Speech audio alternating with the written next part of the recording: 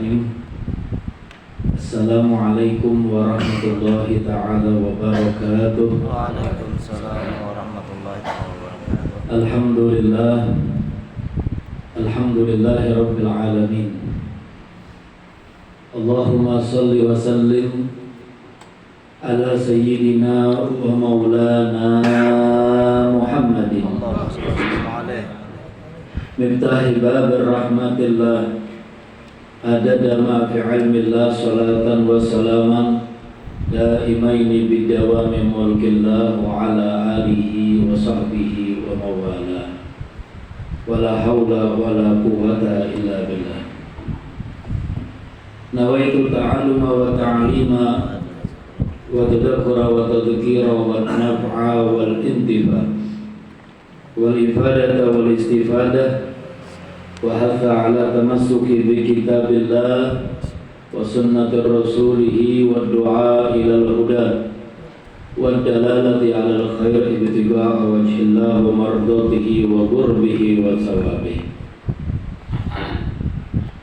Ma'asyiral muslimin wal muslimat rahimakumullah, hadirin yang dimuliakan oleh Allah Subhanahu wa taala, para habaib yang sama-sama kita muliakan dan sama-sama kita cintai, wabil khusus Al-Habib Husain As-Sugaf, wal Habib Nuh, wal Habib Idrus, wal Habib Abdurrahman, wal Habib Saleh, Pak Hashim.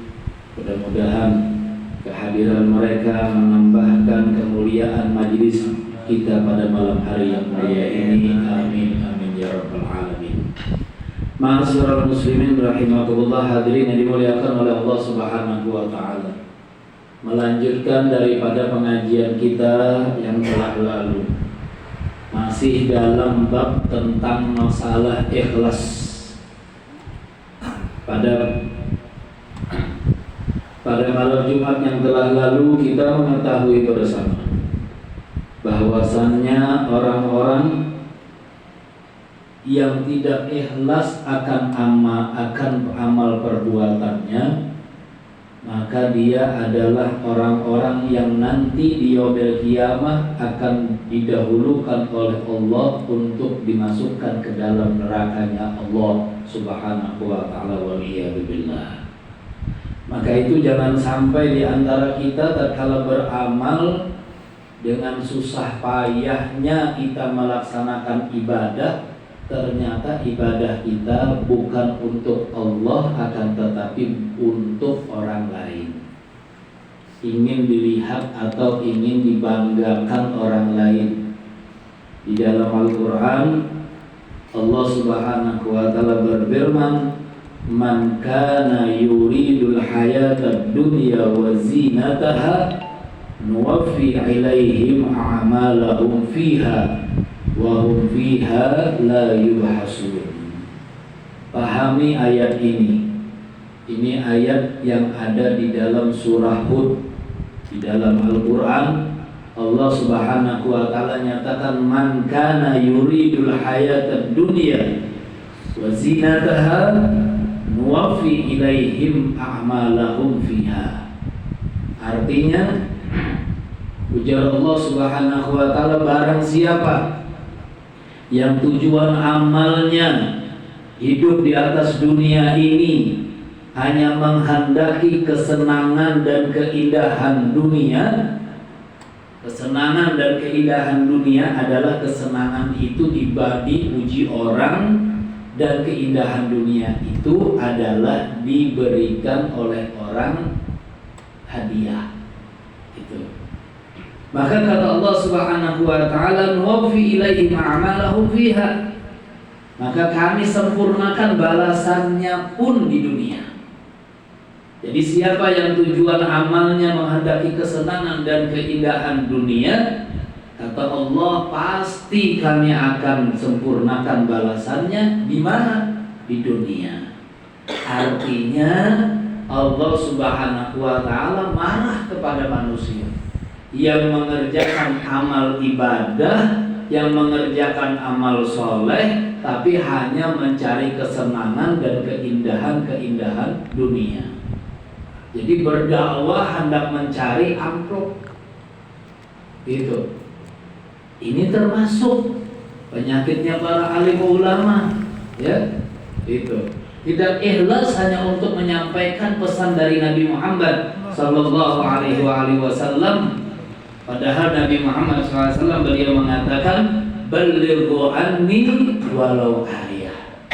Sampaikan dariku, kata Nabi Muhammad SAW, walaupun hanya satu ayat.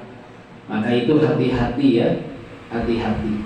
Hendaknya semua kita ini memperbaiki niatan kita masing-masing. Jangan sampai niatan kita hanya untuk kesenangan dan keindahan dunia. Akhirnya Allah Subhanahu wa ta'ala hanya menyempurnakan balasannya di dunia saja. Itu. Wa hum biha la yubhasun. Sedikit pun kata Allah Subhanahu wa ta'ala, kami tidak mengurangi balasannya di dunia, tapi hanya di dunia saja balasannya. Di akhirat tidak dibalas oleh Allah Subhanahu wa ta'ala. Kenapa? Karena tadi mencari kesenangan dan keindahan dunia. Nuntut ilmu itu ikhlas semata-mata karena ilmu itu dapat memuliakan kita sebagai umat manusia.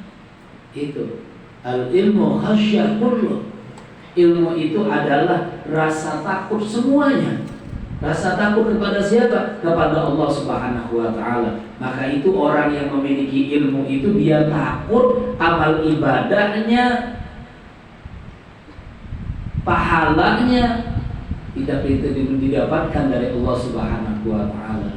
Jadi amal solehnya itu tidak berbuah pahala. Itu yang ditakutkan oleh mereka, selain mereka takut kepada Allah Subhanahu wa ta'ala. Jadi selalu berharap dalam hidupnya ini agar amalnya diterima oleh Allah. Selalu berharap dan berdoa dia meminta kepada Allah, ya Allah, terimalah amal hambamu ini ya Allah, walaupun sedikit yang dapat kau terima ya Allah. Jadi harapan itu harus ada dalam hati kita. Jangan sampai kita merasa tenang setelah kita melakukan ibadah, setelah kita melakukan amal soleh, tenang aja. Oh, Allah itu maha pengasih, maha penyayang. Insya Allah diterima aja buahnya. Ya insya Allah diterima. Kalau tidak diterima bagaimana? Iya kan? Nah itu. Jadi setiap kita itu harus punya rasa cemas dalam hati, rasa was-was dalam hati. Kenapa? Karena amal kita ini takut dan diterima oleh Allah. Akhirnya sebagaimana yang difirmankan oleh Allah dalam Al-Quran seperti ini. Akhirnya apa? Tidak ada yang diterima oleh Allah, tidak ada dapat pahala sama sekali. Menyebabkan kita didahulukan oleh Allah masuk ke dalam neraka daripada yang lainnya. Na'udzubillah min dzalik.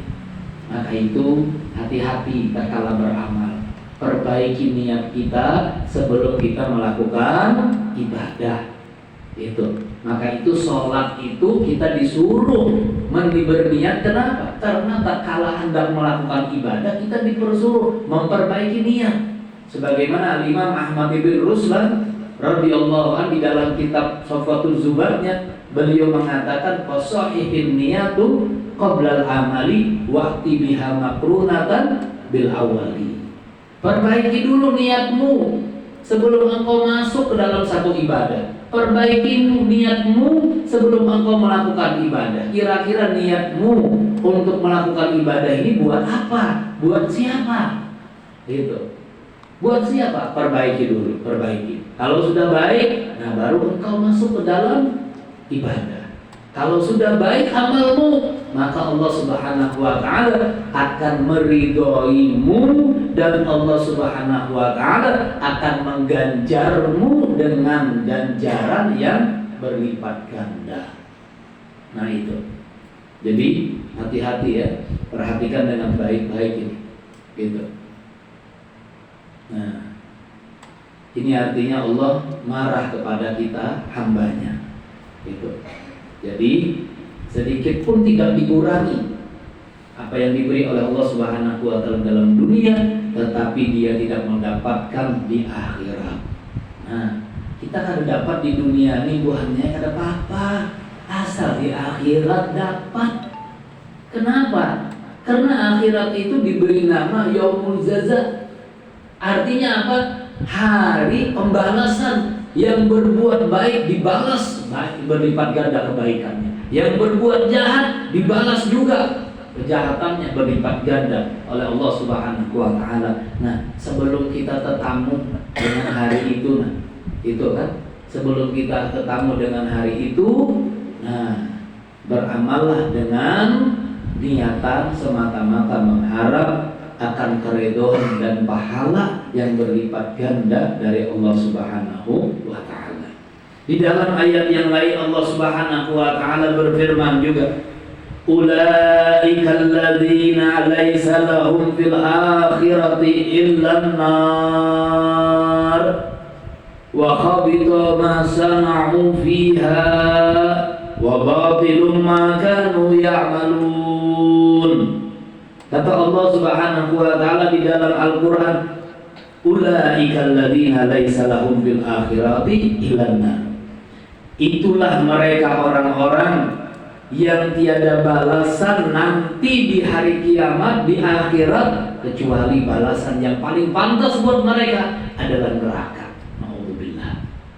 Nah, bayangkan kita hidup di dunia puluhan tahun, berapa umur kita habiskan hidup di dunia, tahu-tahu kita dibangkitkan di yaumil kiamat, amal kita semuanya tidak ada yang diterima oleh Allah, tidak ada yang diberi pahala oleh Allah Subhanahu wa taala. Bahkan Allah lebih daripada itu, musibahnya Allah membalas di akhirat dengan neraka.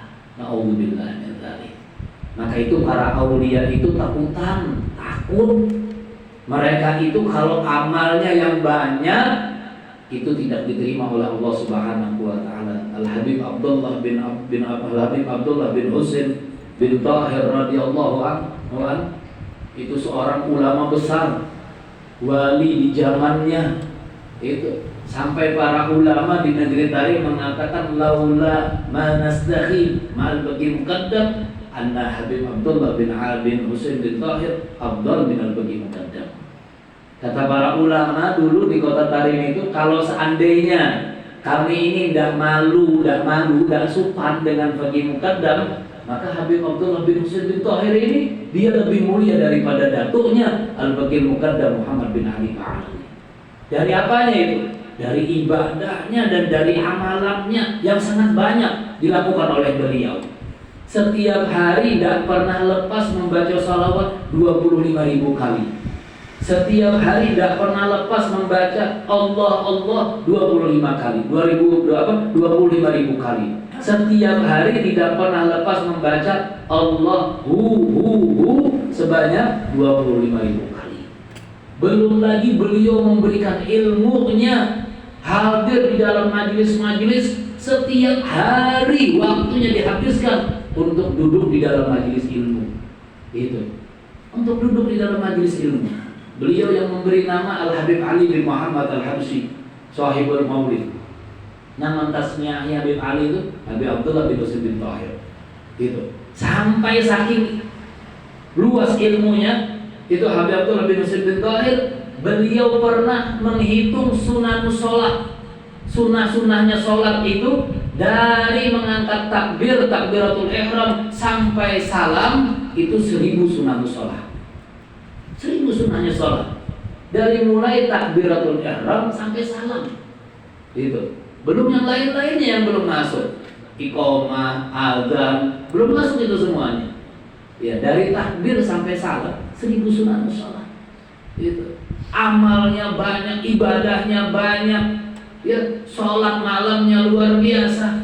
Sampai-sampai tak kala beliau sholat malam, itu sholat malamnya itu menghatamkan Al-Quran itu di anak-anak tangga yang naik ke atas rumah beliau. Anak tangga itu, kata beliau waktu ditanya oleh penduduk kota Nasilek, wahai imam, wahai Habib, kenapa tangga rumahmu itu lebih tinggi derajatnya, lebih tinggi naiknya daripada rumahmu?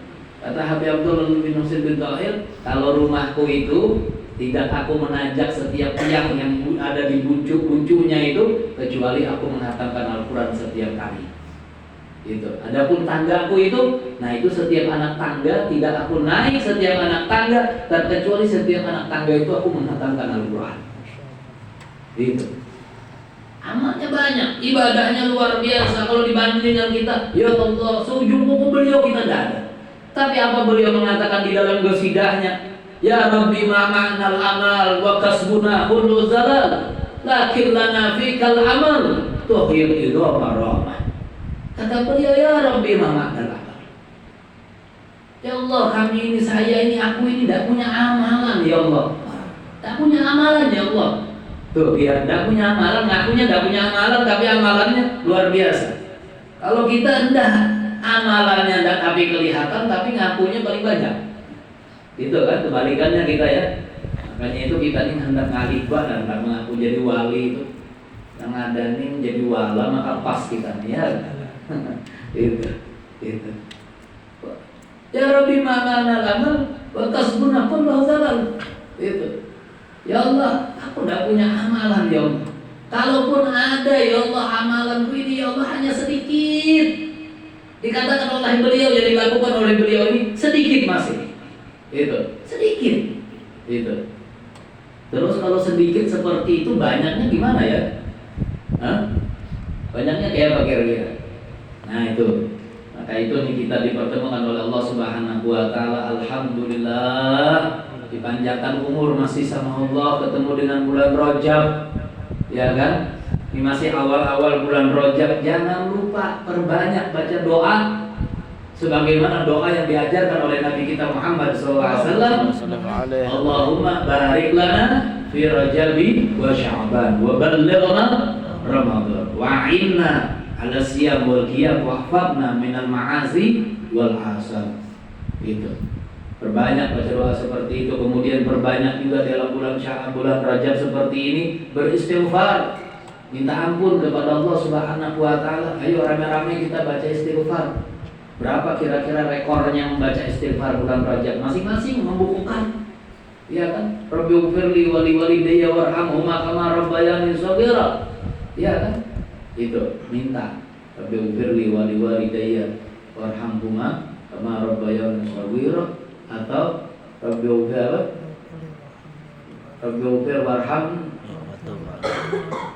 Rabbighfir warhamni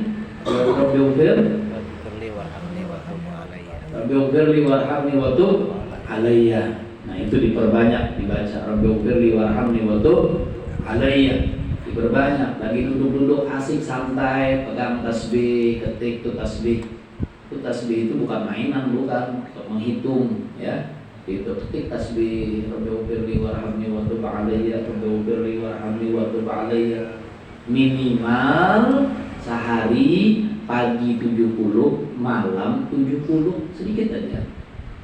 Nah, kelihatan kayak kumpulan kita ini yang hadir di sini kayaknya 70 itu sedikit banget. Iya kan? Biasanya kumpulan kita kayak apa yo? Kada ada baca sama sekali. Nah itu. Nah. Gitu. Mudah-mudahan kita dapat berkatnya para aulia. Gitu.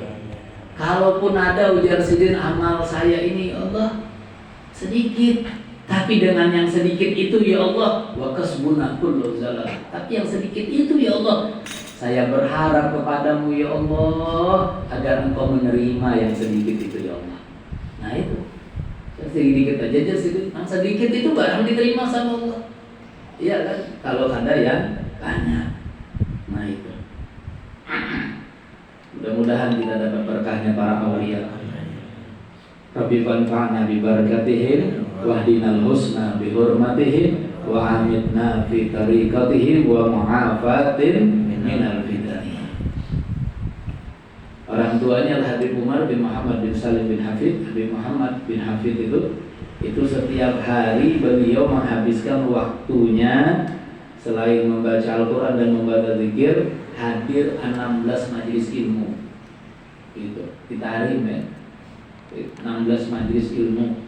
Artinya bahari itu zaman sidin itu makmur banget, Hadramut itu dengan majelis ilmu. Itu. Jadi setiap hari itu habis dengan ilmu aja. Itu. Jalan-jalannya itu antara majelis ke majelis, jalan-jalannya. Hiburannya itu dari majelis ke satu sampai majelis yang berikutnya. Itu hiburannya. Allah, mudah-mudahan kita bisa terhibur dengan hadir majelis ilmu. Gitu. Nah, kemudian kata Allah Subhanahu wa taala, wa habita ma sana'u fiha wa batilum ma kanu ya'malun. Maka lenyaplah semua amal-amal dan usahanya, semuanya sia-sia belaka. Jadi semuanya sia-sia. Ya Allah, bayangkan ya kalau seandainya kita meninggal dunia misalkan umur 80 tahun. Seumur 80 tahun itu sia-sia amal kita, ibadah kita, kayak apa jadinya? Itu kan, kayak apa jadinya? Nah, maka itu balasannya nanti di akhirat hanyalah neraka. Hati-hati ya. Jangan sampai kita beramal di dunia, berzikir, bersolawat, hadir di majelis ilmu, melaksanakan ibadah, melaksanakan sholat, melaksanakan puasa, bayar zakat, bayar membagi sedekah, tapi hanya hendak dilihat orang lain, tapi hanya hendak dipuji orang lain, biar kita yang paling rajin. Tidak.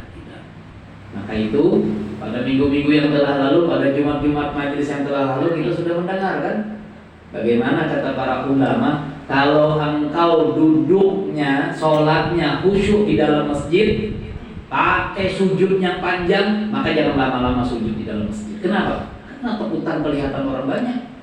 Kalau mau sujud yang panjang, di mana tempatnya? Dalam kamar, di rumahmu. Itu. Biar apa? Jangan sujud panjang-panjang di masjid, biar jangan tapi kelihatan orang. Ini ada giliran di masjid, orang banyak melihat, oh makin khusyuk banget, itu giliran di rumah tuh. Qul huwallah aja, rakaat pertama qul huwallah, rakaat kedua qul huwallah juga. Itu. Nah, itu giliran di rumah itu aja, temulik-mulik qul huwa aja. Ada lagi ayat yang lain dalam Al-Qur'an tuh, ayat yang itu aja lagi langganan sini. Itu. Tapi kalau di masjid, Masya Allah, kalau di masjid luar biasa. Nah, makanya itu bagus di masjid juga, Bang. Biar kelihatan orang tuh kan. Pada kita sembahyang itu punya di rumah kan kelihatan orang. Nah, tapi besar pahalanya di rumah kita. Jadi yang mau hendak panjang-panjang tuh, nah di rumah. Mau hendak banyak-banyak di rumah. Seperti itu ya. Itu seperti itu. Berkata Abdullah ibn Hanif al-Intaqi radhiyallahu anhu, mengomentari ayat yang di atas yang dibaca tadi, beliau mengatakan, berkata, Allah Subhanahu wa ta'ala berfirman kepada manusia di hari kiamat ketika mereka menanyakan balasan amal-amalnya, apakah belum engkau terima pahalanya dulu di dunia? Jadi jadi ini arti daripada ayat tadi, Allah itu bertanya kepada seluruh manusia nanti di hari kiamat. Semua di manusia ditanya sama Allah Subhanahu wa ta'ala di hari kiamat. Yang ditanyakan oleh Allah, balasan amal-amal yang kau lakukan, apakah semuanya engkau telah terima pahalanya dulu di dunia? Nah, maka Allah mengatakan lagi, belumlah pangkah kedudukanmu dan pengaruhmu di hadapan manusia. Belumlah pangkah, belumkah aku memuliakan kedudukanmu dan pengaruhmu di atas dunia sewaktu engkau masih hidup? Apakah jabatanmu atau pimpinanmu belum engkau peroleh? Itu. Apakah belum memperoleh dispensasi atau keringanan dalam usaha dagang dan proyekmu tatkala engkau hidup di dunia? Apakah engkau belum meraih apa saja yang ada di dunia tatkala engkau beramal ibadah kepadaku, kata Allah. Nah itu, jadi Allah kayaknya bertakun di dunia kiamat tuh kayak itu di hari kiamat. Nah, tinggal kita kayak apa menjawabnya. Maka itu para ulama ahli hikmah, ya, para ulama ahli hikmah kebanyakan mereka meletakkan definisi ikhlas itu adalah tidak ingin seseorang amalnya yang baik dilihat oleh orang lain. Jadi definisi ikhlas itu menurut para ulama ahli hikmah adalah tidak ingin ya pelaku amal ibadah itu dilihat orang lain ibadahnya. Nah itu, maka itu hati aja. Sedekah tuh ujar Nabi kita Muhammad SAW yang dapat mencegah daripada bala dan musibah itu yang mana? Adalah sedekah yang secara sembunyi-sembunyi. Sebagaimana dalam hadis Nabi kita Muhammad SAW dia mengatakan sadaqatus sir tudfi'u ghadabur. Sedekah yang sembunyi-sembunyi, sedekah yang tidak kelihatan orang lain itu dapat memadamkan amarahnya Allah Subhanahu wa taala. Dapat memadamkan kemarahannya Allah Subhanahu wa taala kepada kita. Nah itu. Jadi kalau Allah tuh masih menurunkan bala kepada kita, berarti ada beres coba sedekahnya. Nah, hanya itu sembunyi-sembunyi aja menhendak bersedekahnya. Ya. Gitu. Sembunyi-sembunyi aja, jangan orang melihat. Gitu. Dilihat saja tidak mau, kata para ahli hikmah, apalagi dia memperlihatkan ibadahnya.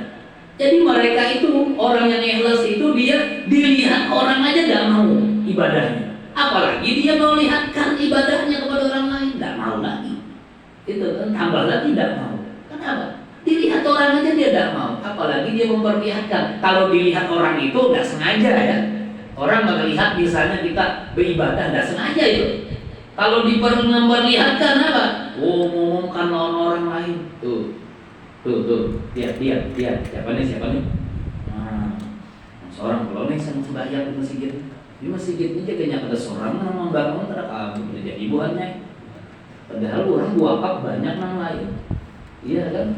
Nah itu sedikit aja. Iya. Sembunyi-sembunyi. Apalagi diperlihatkan. Nah, tidak jauhnya seperti ia melakukan kejahatan. Nah, jadi orang yang ikhlas itu dia tidak ingin ibadahnya dilihat orang lain, apalagi diperlihatkan kepada orang lain, seperti halnya dia tidak mau melakukan kejahatan, ya, seperti halnya dia tidak ingin kelihatan tatkala dia melakukan kejahatan dan diketahui umumnya masyarakat luas. Nah, kita kalau melakukan maksiat hendaklah ketujuan dilihat orang. Kita kalau berbuat amal kejelekan maulah dilihat orang. Itu kan. Kita kada sembahyang maulah orang tahu sekampungan. Tidak mau kalau kita. Pasti kita ingin menutupinya. Pasti kita ingin merahasiakannya. Nah, seperti itu juga orang yang ikhlas itu dia juga ingin menyembunyikan amalnya sampai orang lain tidak mengetahuinya. Nah, gitu kan? Gitu. Jadi semampu tenaga tidak mengetahuinya. Gitu. Sedangkan sebagian para ulama-ulama yang lainnya meletakkan dasar ikhlas itu tidak menghendaki pujian orang lain. Jadi ujar para ulama yang lainnya lagi selain daripada ahli hikmah tadi, artinya ya, ibadah itu adalah meletakkan dasar ikhlas itu tidak menghendaki pujian orang lain. Nah, ada hendak orang memuji, ada. Gitu. Jadi tak kala dia beribadah melaksanakan sholat, dia tidak mau menunggu orang memuji dia menjawab, mau adakan dia paling alim di kampung, tidak. Nah itu, jadi tidak berharap pujian orang lain. Nah, ada satu orang ulama. Ya, seseorang ulama pernah ditanya oleh murid-muridnya, gitu, sejauh mana seseorang itu disebut istimewa dirinya. Jadi ada seseorang murid bertanya kepada gurunya, sejauh mana guru seseorang itu disebut istimewa, dirinya itu istimewa, sejauh mana? Kira-kira apa jawabannya? Ujar gurunya, jawabannya ada 4 macam sifat yang harus dimilikinya. Nah, mudah-mudahan kita bisa 4 ini. Gitu. Yang pertama kata gurunya, ya, sifatnya yang pertama ketika ia telah berani meninggalkan waktu tidur malamnya. Nah, itu istimewa tuh orang itu. Itu. Ketika ia telah berani meninggalkan waktu istirahat malamnya, waktu tidurnya. Kalau dia berani mengorbankan waktu tidurnya, waktu lagi asik-asiknya, dia dengan istrinya di ranjang, dia tinggalkan itu semua. Itu orang istimewa kata gurunya. Itu orang istimewa. Nah, gitu. Itu bagaimana mereka para aulia kalau sudah berganti siang menjadi malam. Itu saatnya mereka menghadap ke hadirat Allah Subhanahu wa Ta'ala. Mereka berdiri di dalam tempat-tempat sholat mereka bagaikan tegaknya tiang yang ada di dalam masjid. Itu bagaikan tegaknya tiang yang berada di dalam masjid. Nah itu. Jadi hendak jadi wali itu harus berani menanggalkan waktu tidur malamnya.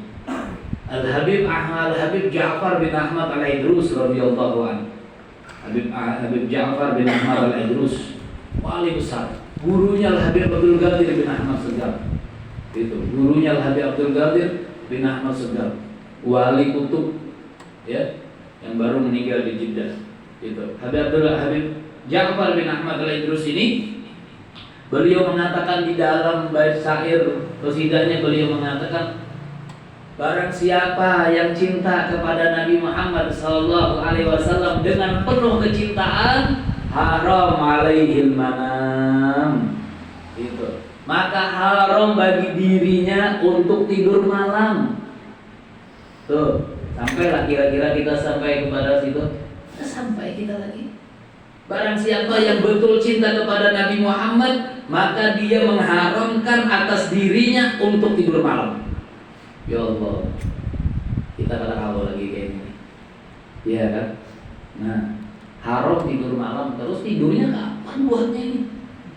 Itu cinta kepada Nabi Muhammad itu harus berani menggadaikan kenikmatan yang ada di atas dunia ini. Itu yang pertama. Istimewa seseorang itu ketika dia telah berani meninggalkan waktu tidur malamnya. Yang kedua, ya. Kapan seseorang itu menjadi istimewa? Yang kedua, gurunya memberikan kabar. Yang kedua, memberi sesuatu yang paling dia cintai yang dia miliki. Gitu. Memberikan sesuatu yang paling dia sukai tapi dia punya miliki. Gitu. Sesuatu yang dia punya, dia sayang benar sama misalnya apa ya? Bajunya. Gitu. Dia suka bajunya, saya suka pakai baju ini. Kenapa? Karena banyak orang yang memuji saya ini ganteng kalau pakai baju ini aja. Nah, tahu-taunya ada orang minta. Ulun tak minta baju pian itu mau lah pian. Nah, kalau dia orang istimewa, dia akan langsung berikan itu baju itu kepada orang yang memintanya. Istimewa ini. Gitu. Istimewa. Itu yang kedua seperti itu. Yang ketiga, itu. Seseorang itu bisa dijadikan istimewa, dimasukkan kategori istimewa. Yang ketiga, jika dia tidak menghendaki kedudukan atau pengaruh di tengah-tengah manusia. Nah, itu istimewa itu. Ya, dia tidak menghendaki kedudukan, itu. Ini sebab yang dimiliki oleh mereka para aulia dari kalangan para habaib. Ya. Para habaib itu, para aulia-aulia dari kalangan para habaib itu, mereka tidak mau mendapatkan kedudukan, itu tidak mau. Itu paling tidak mau. Pengennya itu orang tidak kenal dia tuh pengennya itu seperti itu. Pengennya seperti itu. Nah, itu kalau habaib itu nang asli habib itu kata ketujuh di sanjung orang tuh asli habibnya tuh. Munnya habib hendak minta di sanjung orang terus tuh kata asli itu aspal. Gitu.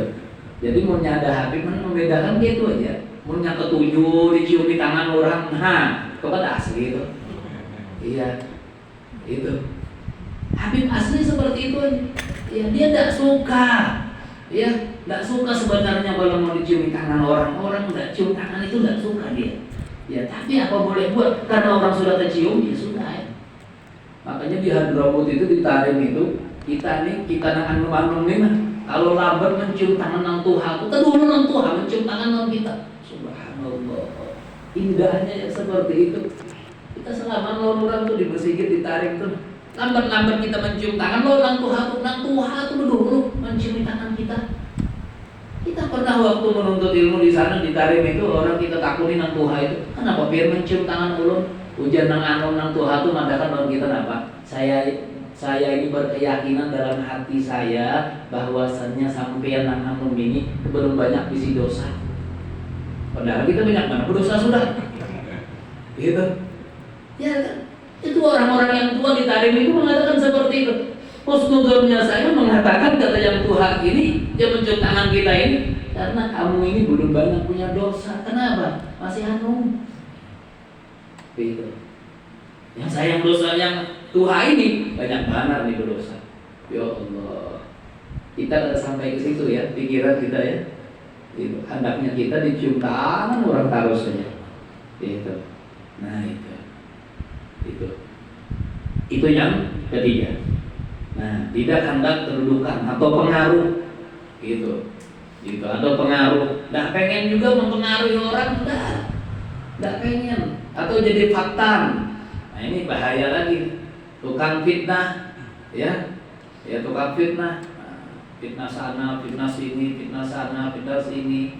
Ada orang sudah asik duduk di majelis ilmu, belajar, dia fitnah. Gurunya dia kata-katain. Bapak ya, belajar dua guru nang itu. Ada jelas asal usulnya aja. Iya kan dari planet mana sih dia? Iya. Memang bukan dari planet, dari dunia juga orangnya. Nah, jangan mempengaruhi orang jangan. Ya. Gitu. Yang terakhir yang keempat, orang yang istimewa itu tetap pada pendiriannya, baik ketika dia dicela ataupun ketika dia dipuji. Disambati orang tetap pada pendiriannya, dipuji orang tetap pada pendiriannya. Nah itu, ada mendengari dipuji orang, tidak mendengari. Disambati orang, tidak mendengari. Allah, itu. Dicaci maki orang, tidak mendengari. Istimewa. Seperti halnya Nabi kita Muhammad SAW di tahun ke-11 daripada kenabian beliau, sebelum terjadinya peristiwa Isra wal Mi'raj yang terjadi pada bulan Rajab ini, Nabi kita Muhammad SAW itu mendapatkan puncak ujian dari Allah Subhanahu wa Ta'ala setelah ditinggal oleh istrinya dan oleh pamannya. Beliau mendapatkan ujian, puncak daripada ujian. Apa puncak daripada ujian? Tatkala Nabi kita Muhammad SAW berjalan keluar dari kota Makkah menuju kota Taif. Seluruh penduduk kota Taif mengata-ngatai Nabi Muhammad SAW orang gila. Orang gila. Sepanjang jalan orang mengatai Nabi kita Muhammad SAW, Muhammad gila, Muhammad gila, Muhammad gila. Gitu. Nah, jadi mau istimewa seperti itu.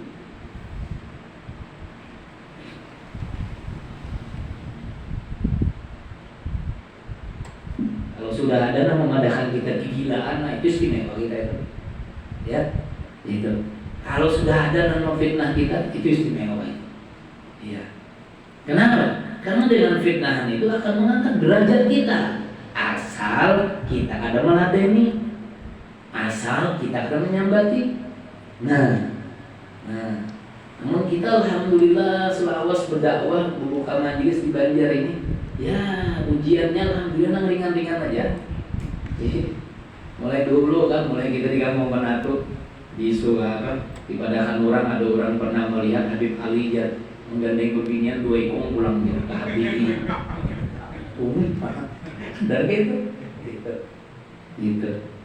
Ada orang mengandaki apa? Mobil kita, di dalam motor kita, mobil kita tuh diandaki orang di sini porno. Subhanallah. Itu. Ada juga orang gitu. Itu, tapi itu ringan-ringan aja itu. Apa itu seperti itu? Gitu. Nah, tapi alhamdulillah sampai ini kita tidak pernah menyambati kegilaan lagi. Nah itu. Jadi Rasulullah SAW beliau sepanjang jalan kota Taif Itu disambati begitu sama penduduk kota Taif. Bukan habis sampai disambati sebagai orang gila, dilempari batu. Subhanallah. Bukan disalamani, dicium tangannya oleh penduduk kota Taif, jauh dari itu. Lempari batu sampai berdarah, pecah kepala Nabi kita Muhammad sallallahu alaihi wasallam. Itu sampai seperti itu. Allah. Kita ingat cerita guru kita Habib Salim bin Abdullah bin Umar Syafi'i. Habib Salim itu dulu waktu beliau berdakwah ke Aden, keluar dari kota Tarim berangkat ke Aden. Sampai di Aden itu Habib Salim dakwahnya diterima oleh masyarakat Aden. Arti diterima, banyak orang yang belajar lawan Sidin di Aden. Gitu. Orang banyak hadir majelisnya. Habis itu setelah selesai dakwahnya diterima, beliau tulis surat kepada gurunya. Siapa gurunya? Al-Habib Alwi bin Muhammad Al-Habib Alwi bin Abdullah bin Syahab. Gitu. Gurunya, murid daripada abahnya. Gitu. Tulis surat. Gitu. Setelah ditulis surat, beliau bercerita, alhamdulillah, kabar dakwahnya bagus. Kata Habib Alwi apa? Belum sempurna dakwahmu wahai Salim. Gitu. Belum sempurna. Sampai kapan sempurnanya? Sampai engkau nanti difitnah oleh seseorang dan engkau akan dimasukkan ke dalam penjara. Gitu. Belum sempurna. Sampai apa? Sampai difitnah, sampai dimasukkan ke dalam penjara. Berlalu meninggal dunia Habib Alwi gurunya, benar terjadi. Ada yang fitnah Habib Salim. Gitu. Sampai Habib Salim itu di penjara. Berapa tahun di penjara? Puluhan tahun. Dari mulai di penjara di Aden, dipindah di Mukallaf, sampai ke Seoul. Sampai ke Seoul di penjara. 3 tahun beliau di penjara di kota Seoul. Gitu. Tapi apa? Diterima sama beliau. Kenapa? Karena dengan itu akan mengangkat derajat beliau di sisi Allah Subhanahu wa taala. Nah itu. Jadi kalau sudah sampai kepada puncaknya ujian itu diberikan kepada kita sebagai manusia, di saat itulah Allah Subhanahu wa taala akan sayang kepada kita. Lihat aja sekarang ini wayah ini banyak ulama yang lahir di kota Taif. Banyak orang yang hafal Quran di kota Taif itu. Kenapa? Berkat doanya Nabi Muhammad SAW yang waktu itu padahal Sidin disakiti, Sidin dilempari batu. Berkat doanya beliau. Apa doanya Nabi Muhammad SAW? Wahai malaikat yang menjaga gunung, yang mengapit ke dua kota Taif ini, wahai kata malaikat, ya Rasulullah, kalau engkau minta kepada Allah agar kami tumpahkan ini gunung ini, 2 gunung yang mengapit kota Taif ini, selesai ini semuanya. Minta aja ya Rasulullah sama Allah Subhanahu wa taala. Kira-kira kita jadikan hancur kayak umat. Kalau kita dibegitukan, ya Allah, ditawari sama malaikat begitu. Jangan malaikat. Jangan lambat. Jangan lambat malaikat. Begitu. Kalau kita seperti itu ya. Tapi kalau Nabi Muhammad jangan kau binasakan penduduk kota Taif, wahai malaikat. Aku masih berharap agar mereka beriman kepada. Kalau mereka tidak mau beriman kepadaku, kata Rasulullah, aku berharap anak keturunannya nanti mau beriman kepada Allah dan mau mengikuti ajaranku. Coba Nabi Muhammad waktu itu, ya kan, ada jadi orang istimewa, bukan istimewa, didoakan sini habis sudah selesai. Mungkin sampai sekarang ini tidak ada penduduk kota Taif yang hafal Quran, apalagi yang jadi ulama. Tapi berkat doanya Nabi Muhammad SAW seperti itu. Nah, jadi biasakan kalau berdoa itu yang rahmat sedikit, jangan doa sedikit melaknat orang, ya. Doa sedikit macam-macam dengan orang. Hati-hati. Mudah-mudahan Allah Subhanahu wa taala berkahi kehidupan kita di dunia dan di akhirat, kabulkan segala hajat-hajat kita di dunia dan di akhirat. Mudah-mudahan dengan datangnya bulan Rajab yang mulia ini, Allah Subhanahu wa taala berkenan mengampuni segala dosa dan kesalahan kita, berkenan mengampuni segala dosa kedua orang tua kita, berkenan mengampuni segala dosa guru-guru kita dan para ulama-ulama kita. Mudah-mudahan Allah Subhanahu wa taala panjangkan umur kita dalam keadaan selalu taat kepada Allah Subhanahu wa taala dan Rasulnya, dan mudah-mudahan Allah Subhanahu wa taala menghidupkan hati-hati kita sebagaimana Allah menghidupkan hati para anbiya, hati para sholihin, hati para ulama. Amin amin ya rabbal alamin. Kita minggu-minggu ini banyak acara